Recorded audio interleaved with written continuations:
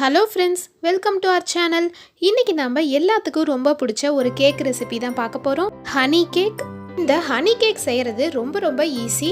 இது கடையில் வாங்குகிற கேக் மாதிரியே ரொம்ப சாஃப்டாக, ஜூஸியாக, ஸ்பாஞ்சியாக, டேஸ்ட்டாக இருக்கும். வாங்க எப்படி செய்கிறதுன்னு பார்க்கலாம்.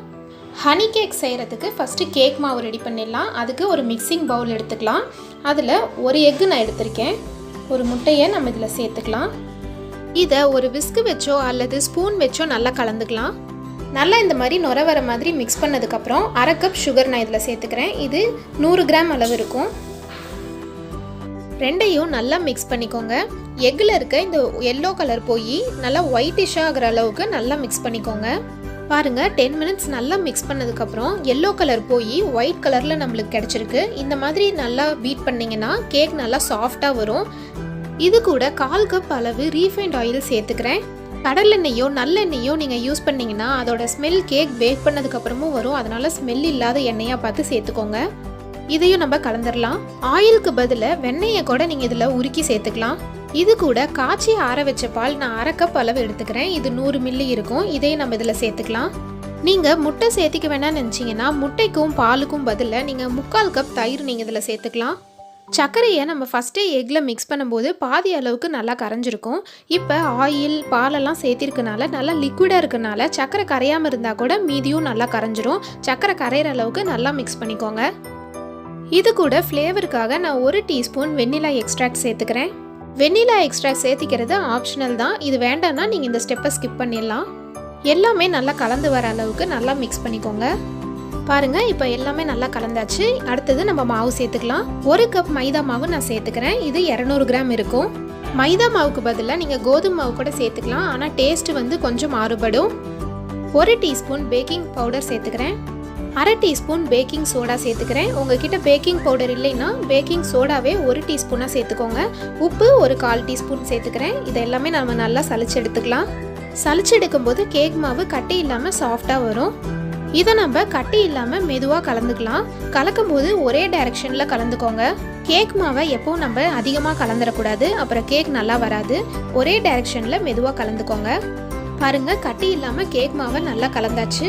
கேக் மாவு பார்த்தீங்கன்னா ரொம்ப கெட்டியாகவும் இல்லாமல் ரொம்ப லிக்விடாகவும் இல்லாமல் இந்த பதத்தில் இருக்கணும். இப்போ கேக் மாவு ரெடி ஆயிடுச்சு. இதை ஒரு பவுலுக்கு நம்ம ட்ரான்ஸ்ஃபர் பண்ணிடலாம். இந்த பவுலில் நெய் அல்லது வெண்ணெயை சேர்த்து நம்ம எல்லா பக்கமும் நல்லா ஸ்ப்ரெட் பண்ணி விட்டுடலாம். இதுக்கு மேலே மைதா மாவு அல்லது கோதுமை மாவு தூவி எல்லா பக்கமும் நல்லா ஸ்ப்ரெட் பண்ணி விட்டுடலாம். இதெல்லாம் கேக் ஒட்டாமல் வரதுக்காக நம்ம இதை செய்கிறோம். உங்ககிட்ட பட்டர் பேப்பர் இருந்துச்சுன்னா இதுக்கு பதிலாக நீங்கள் அதை வச்சுக்கலாம். பவுல் ரெடி ஆயிடுச்சு. இதில் நம்மளோட கேக்கு மாவை சேர்த்துக்கலாம். இந்த பவுலை லைட்டாக ஷேக் பண்ணிக்கலாம். உள்ள ஏர் பபிள்ஸ் இருந்துச்சுன்னா போயிடும். நான் இன்னைக்கு கேக் குக்கரில் தான் செய்ய போகிறேன். குக்கரில் ஒரு லேயர் அளவுக்கு தூளுப்பு கொட்டி வச்சுக்கலாம். அதுக்கு மேலே ஒரு ஸ்டாண்டு வச்சிடலாம். இந்த தூளுப்பை நீங்கள் கேக் பேக் பண்ணதுக்கப்புறம் தனியாக எடுத்து வச்சுட்டு நீங்கள் மறுபடியும் எத்தனை தடவை வேணாலும் கேக் பேக் பண்ணிக்கலாம் இதே தூளுப்பை யூஸ் பண்ணி. இதை ஒரு 10 நிமிஷம் நம்ம ப்ரீ ஹீட் பண்ணிக்கலாம். 10 நிமிஷம் குக்கர் நல்லா சூடாயிருச்சு. இப்போ நம்ம கேக் பவுலை இதில் வச்சுக்கலாம்.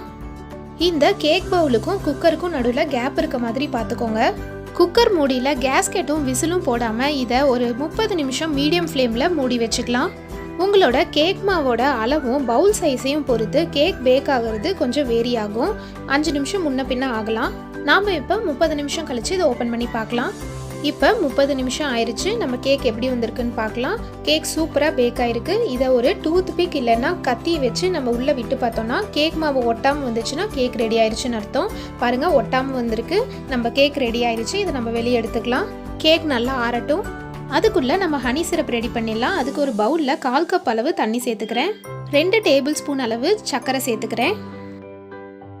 இது கூடவே 2 டேபிள் ஸ்பூன் ஹனி சேர்த்துக்கலாம். சுகர் கரையிற அளவுக்கு நம்ம காய்ச்சினா போதும். சுகர் கரைஞ்சி இது லைட்டாக கொதி வந்துச்சுன்னா நம்ம ஸ்டவ் ஆஃப் பண்ணிடலாம். நம்மளோட கேக் நல்லா ஆறிடுச்சு. கேக் சூடாக இருக்கும் போதே பவுல்லேருந்து எடுத்திங்கன்னா கேக் பிஞ்சு போயிடும். அதனால் நல்லா ஆறுனதுக்கப்புறம் எடுங்க.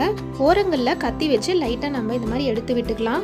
இதை நம்ம ஒரு பிளேட்டுக்கு ட்ரான்ஸ்ஃபர் பண்ணிக்கலாம்.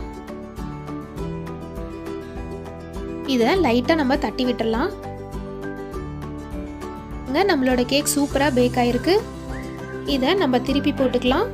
கேக்கு செம்ம சாஃப்டாக இருக்குது. இப்போ இந்த கேக்கில் ஒரு டூத் பிக் இல்லைன்னா இந்த மாதிரி மைகோதி வச்சு கேக்கில் நல்லா குத்தி விட்டுக்கலாம். ஹனி சிரப் வந்து உள்ளே இறங்கணுங்கிறதுக்காக இந்த மாதிரி நம்ம குத்தி விட்டுக்கிறோம். கேக் ஃபுல்லாகவே இந்த மாதிரி குத்தி விட்டுக்கோங்க. கேக் ஃபுல்லாக குத்தி விட்டாச்சு. இப்போ நம்மளோட ஹனி சிரப்பை இதில் சேர்த்துக்கலாம். இந்த மாதிரி கேக் ஃபுல்லாகவே இந்த சிரப் படுற மாதிரி எல்லா பக்கமுமே இந்த மாதிரி சேர்த்துக்கலாம்.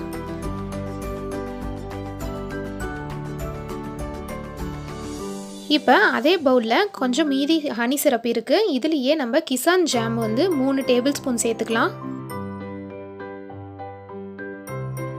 இந்த ஜாம்லாம் நல்லா கரைஞ்சி வரட்டும். ஜாம் ஃபுல்லாக இந்த மாதிரி கரைஞ்சதுக்கப்புறம் லைட்டாக கொதி வந்தோடனே நம்ம ஸ்டவ் ஆஃப் பண்ணிக்கலாம். இந்த ஜாம் சூடாக இருக்கும் போதே நம்ம கேக்கில் சேர்த்துக்கலாம். ஆறிடுச்சுன்னா மறுபடியும் கெட்டி ஆகிடும். ஜாமை கேக் ஃபுல்லாக நம்ம ஸ்ப்ரெட் பண்ணி விட்டுடலாம். கேக்கோட சைட்லேயும் ஜாமை சேர்த்து நம்ம ஸ்ப்ரெட் பண்ணி விட்டுக்கலாம். பாருங்கள், ஃபுல் கேக்குக்கும் ஜாம் நம்ம அப்ளை பண்ணியாச்சு. இது அப்படியே ஒரு 5 மினிட்ஸ் விட்டுறலாம். கேக்கில் நல்லா செட் ஆகிருட்டும். இப்போ 5 மினிட்ஸ் ஆயிடுச்சு. இதில் நம்ம டெசிகேட்டட் கோகோனட் நம்ம சேர்த்துக்கலாம். இது நான் வீட்லேயே ப்ரிப்பேர் பண்ணது தான். இது வேறு ஒன்றும் இல்லைங்க. தேங்காய் கடியில் இருக்க ப்ரௌன் கலர் தோலை நீக்கி துருவிட்டு அதை லைட்டாக நம்ம பாண்டிலில் போட்டு லைட்டாக கலர் மாறாமல் வறுத்துக்கிறது தான். இந்த மாதிரி நம்ம ரெடி பண்ணி வச்சுட்டோன்னா 1 மாதம் வரைக்கும் இதை நம்ம ஃப்ரிட்ஜில் வச்சு நம்ம யூஸ் பண்ணிக்கலாம். இதை யூஸ் பண்ணி நம்ம கேக்கை டெக்கரேட் பண்ணிக்கலாம். இதை நம்ம கேக்கோட சேர்த்து சாப்பிடும்போது இந்த டெசிகேட்டட் கோகோனட் நம்ம கேக்குக்கு எக்ஸ்ட்ரா சுவையை கொடுக்கும். அவ்வளோதான், நம்மளோட ஹனி கேக் சூப்பராக ரெடி ஆயிருச்சு. பார்க்கறதுக்கே பாருங்க எவ்வளோ அழகாக இருக்குது. இந்த கேக்குக்கு க்ரீம் எல்லாம் எதுவுமே தேவையில்லை. ரொம்ப ரொம்ப ஈஸியாக ஹனி கேக் ரெடி பண்ணியாச்சு.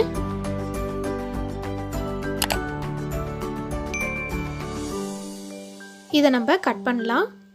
கடையில் வாங்குற ஹனி கேக் மாதிரியே அவ்வளோ சாஃப்டாக இருக்கு.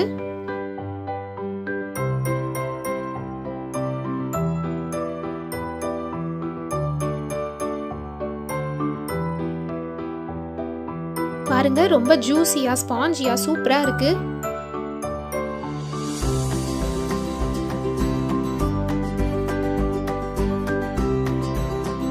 கிருத்திக் ரொம்ப நேரமா கேக்குக்காக வெயிட் பண்ணிட்டே இருக்கான்.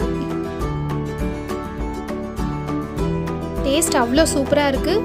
இந்த ரொம்ப ரொம்ப ஈஸியான டேஸ்டியான ஸ்பாஞ்சியான கேக்கை நீங்களும் கண்டிப்பாக ட்ரை பண்ணி பாருங்கள்.